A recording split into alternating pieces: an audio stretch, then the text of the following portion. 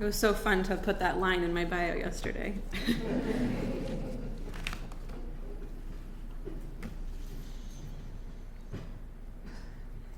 I dunk my body in an inkwell of water. I'm going to stop for a second. I want to dedicate this talk this morning to the mothers in Gaza and the mothers in Israel who are waiting for their beloved family to return, and the longing of mothers everywhere for wholeness in their hearts. Okay. I dunk my body in an inkwell of water, ready my hands, my heart, my lips, to speak words my ancestors spoke, wrote, passed, told, and buried. At home in the dark, intention pours out like easy rain, and the quill, cut and ready, dips in, gathers close, holds tight. Exhalation is whispering the words I will write, scratch of the quill on animal skin turned parchment, the low hum of the light, nothing more. They forgot to tell us to keep our shoulders down, to keep our hair pinned back, to keep our bracelets off to the side, to make sure the babies were fast asleep before we wrote. But I will not sign this work, each scroll a mystery of inheritance. Who wrote with a purple quill? Who wrote with bellies full of babes, with breasts begging for release? Who wrote hidden? Who made their own ink, stretched their own hides, passed on in hushed delivery? In the studio, I paint and write with what I have.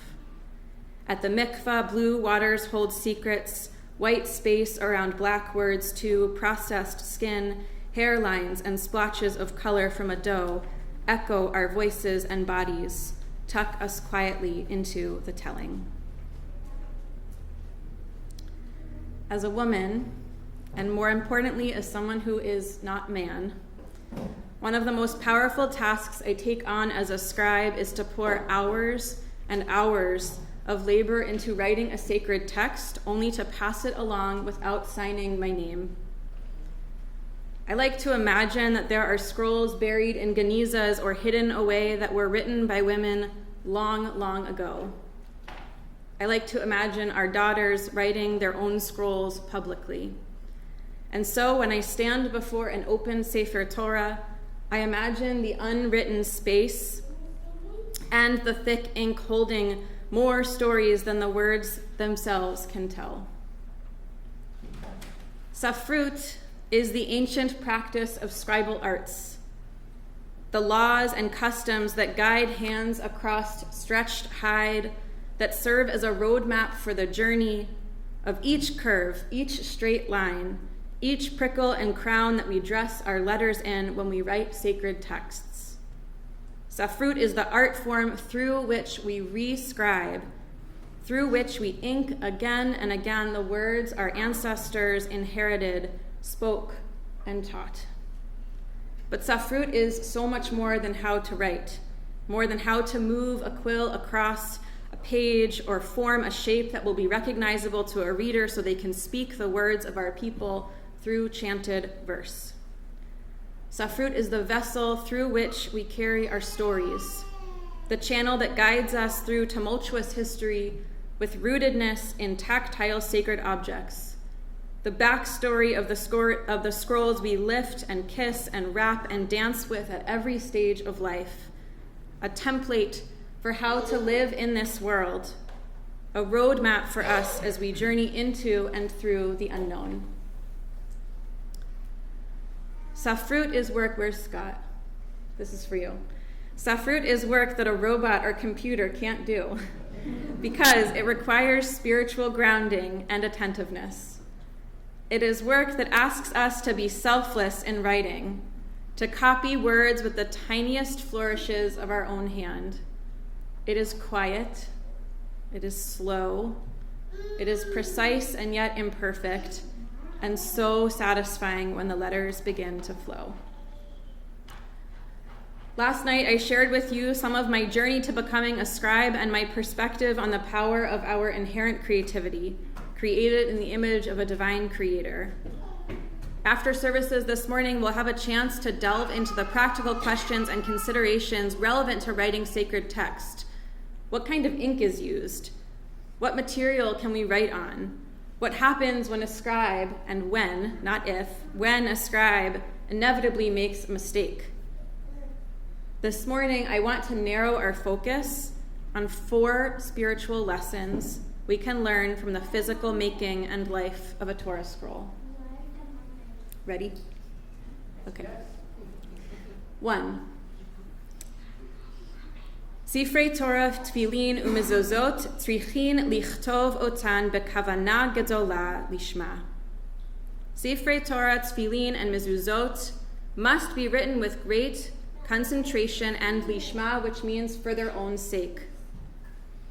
V'tzarich sheyomarchen bifiv kodem shehu matchil lichtov, and it's important that the scribe should say this through their mouths before they begin to write. Dahinu kodem shematchil sefer Torah tzarich sheyomar, that which means before a scribe begins to scribe a sefer Torah, she should say, Sefer zeh ani kotev l'shem kedushat sefer Torah, or Sefer Torah zeh ani kotevet. This Torah scroll I write for the sake of the sanctity of the Torah scroll. Before beginning a new scribal project or initiating a repair, no matter how small, the scribe must pause and recite this formula of intention, sanctifying the process. Intention brings us into the present, focuses our mind on the task at hand, and gives us a sense of direction as we move forward. The scribe doesn't say, this sefer, this scroll I will write for the sake of the holiness of the Sefer Torah, but instead she says, Sefer Torah zeh ani kotevet, this scroll I write, present tense, I write it now for the sake of the holiness of the scroll. The intention is in the present, active tense, and in so doing, the scribe speaks her intention into being. From this, we learn the power of setting and speaking intention as a catalyst for immediate unfolding and for giving meaning to even simple tasks and plans.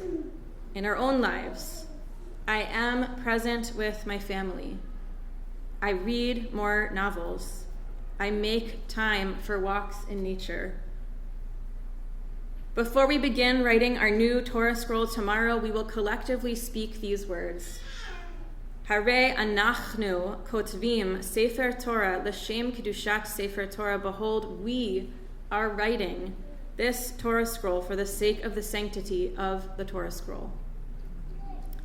And each of us will also be invited to write down our own particular hopes and dreams for this project, capturing our individual and shared connections to Torah, which we will hang up around this room. Our new scroll will become infused with the memory and spiritual power of personal and shared intention, connecting each of us to the forms of the letters that will unfold and become the scroll we will read, chant, learn from, and dance with, please God, for generations to come. In speaking the intention, we initiate and we invest in the process. Lesson 1. Set intentions as a way of beginning a journey or a story, ushering it into being.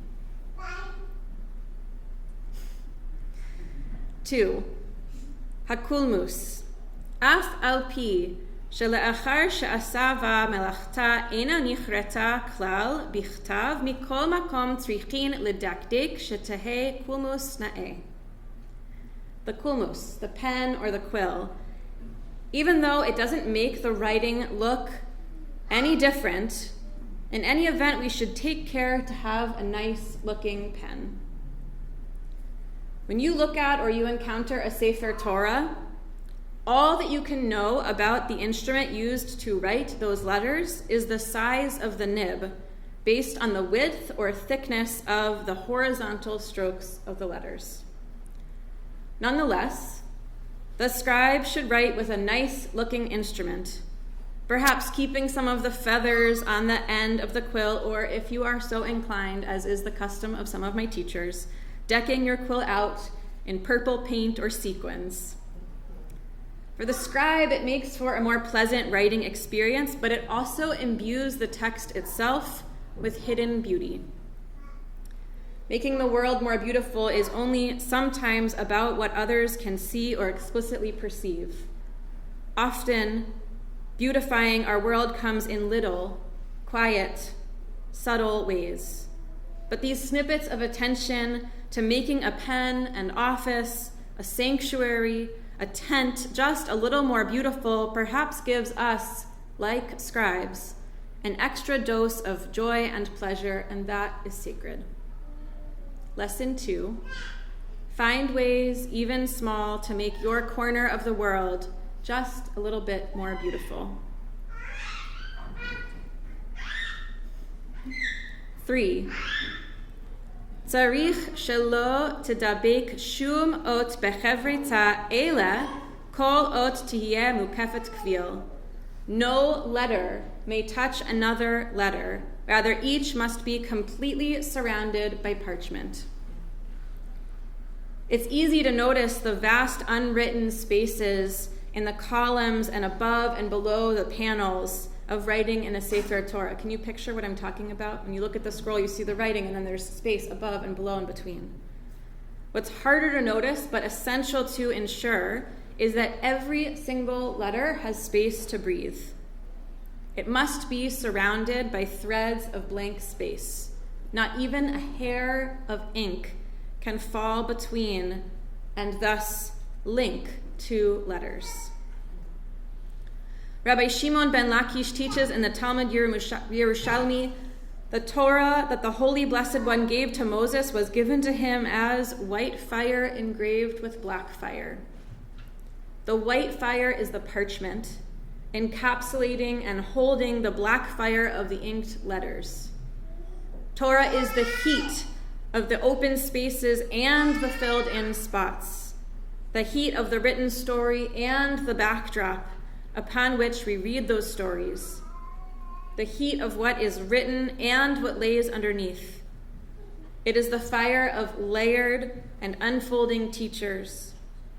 Many have come to consider the white fire as all the teachings that get layered upon the narratives and teachings in Torah, the Torah of interpretation, the Torah that unfurled and continues to unfurl slowly.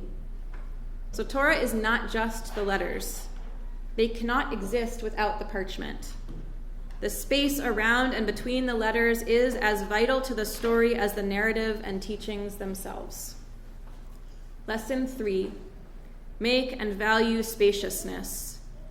Find in that space new stories, new insights, unwritten possibilities. And 4, Ve'amar Rava, Sefer Torah Shabbalah Gonzin Oto. And Rava said, a scroll that has become worn out is interred and buried. There are times when a scroll can be repaired. I spent much of the last 8 months repairing 2 scrolls with cracked letters, torn seams, and holes that needed patching. Those scrolls were possible to repair. We always try to fix a scroll when we can. But there are times when a scroll is beyond repair. Perhaps something horrible happens and the Torah scroll is damaged in a tragic accident, flood, fire. But more often, the Torah scroll simply grows old. Too many letters crack and flake to effectively repair. The ink fades, time washes over. In these cases, when a scroll is beyond repair, our job is to let her go. And like a human being, we wrap the scroll and we bury her. Her stories live on, even as her body is laid to rest within the earth. Lesson 4, when someone we love and hold dear is beyond repair, it is a sacred act to let go.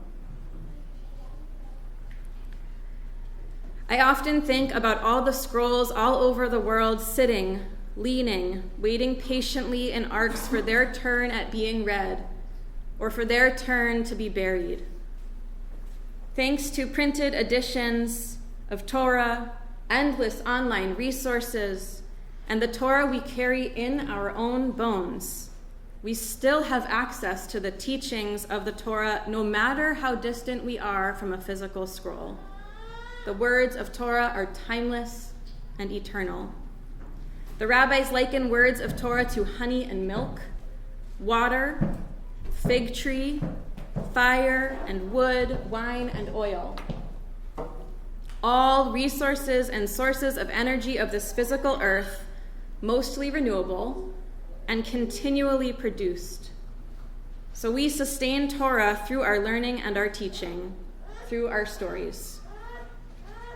But we also need and are so sustained by the physicality of the Sefer, the scroll itself, the smell and the feel of a sea of parchment stitched together, bold black ink surrounded by crisp off-white space, wooden handles creaking with each lift, and the timeless visual power of bounded columns of written words. For me, as a scribe and as an artist, as a visual experiential learner, the Sefer Torah grounds me in the tactile, physical, manual, and aesthetic work of this world. When we scribe words of Torah, we do so with a tikkun, with a guide, and we are instructed to speak out loud each word before writing it in order that the holiness of the breath of reading each and every word which comes from the scribe's mouth is drawn out over the words. Torah is meant to move through us, through our bodies and through our spoken words onto processed parchment, stretched and sanded and ruled for us to ink ancient words over and over once more. When we speak these teachings from their ancient places through our living breath and hand onto the page, we enliven Torah. I want to take us back to the 4 lessons from the physicality of Torah that I just shared with you, and invite you to close that door.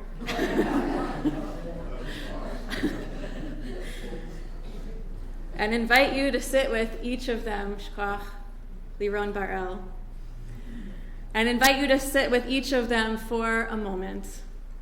You can find a soft gaze or close your eyes, whatever is comfortable to you.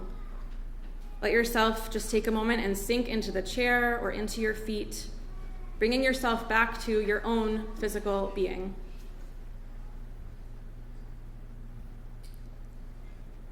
Lesson 1. Set intentions as a way of beginning a journey or a story, ushering it into being. What do you long for in your life? What is attainable? What will you do to get to that place? Lesson 2.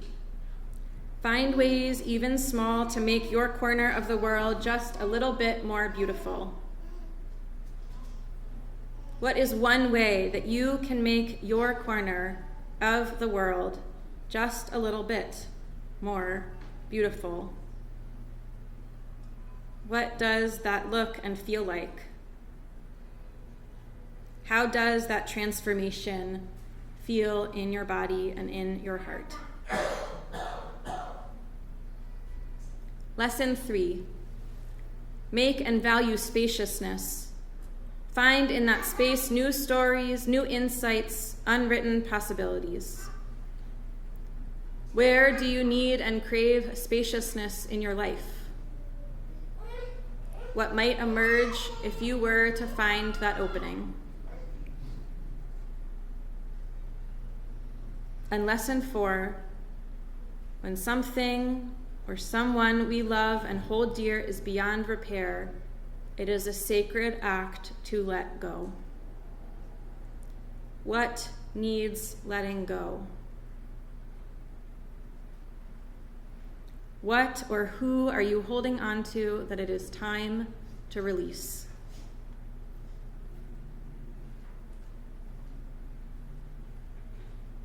When you're ready, you can come back to the room. This room where together tomorrow afternoon we will transform a sanctuary into a sacred scribal studio. I want to invite you to join me in dressing in white or off-white or some kind of elevated attire to honor the occasion and the Torah. It will be a day to remember. May the physicality of the Torah draw us close, serve as a source of wisdom and spiritual guidance. May we feel connected to and bolstered by our ancestors as we write. May this sacred community be blessed with the sweetness of Torah for generations to come. And may the call of the parchment, the quill, the ink, and the ancient words we will write bring our cracked hands into the stories we will carry forward in our hearts and in our arms. I dunk my body in an inkwell of water, ready my hands, my heart, my lips to speak words my ancestors spoke, wrote, passed, told, buried. At home in the dark, intention pours out like easy rain, and the quill, cut and ready, dips in, gathers close, holds tight. Exhalation is whispering the words I will write, scratch of the quill on animal skin turned parchment, the low hum of the light, nothing more. They forgot to tell us to keep our shoulders down, to keep our hair pinned back, to keep our bracelets off to the side, to make sure the babies were fast asleep before we wrote. But I will not sign this work. Each scroll a mystery of inheritance. Who wrote with a purple quill? Who wrote with bellies full of babes, with breasts begging for release? Who wrote hidden? Who made their own ink? Who stretched their own hides, passed on in hushed delivery? In the studio, I paint and write with what I have. At the mikveh, blue waters hold secrets, white space around black words too, processed skin, hairlines, and splotches of color from a dough echo our voices and our bodies. Tuck us quietly into the telling.